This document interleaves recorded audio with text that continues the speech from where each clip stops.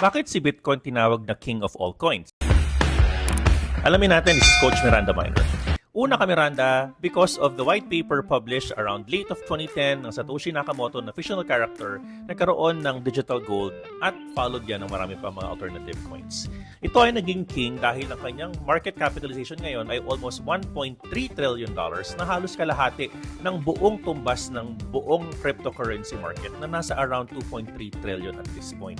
Ibig sabihin, kalahati or mahigit pa ng bawat cryptocurrency capitalization ay isang Bitcoin. Isang Bitcoin ang kalahati ng isang buong market capitalization.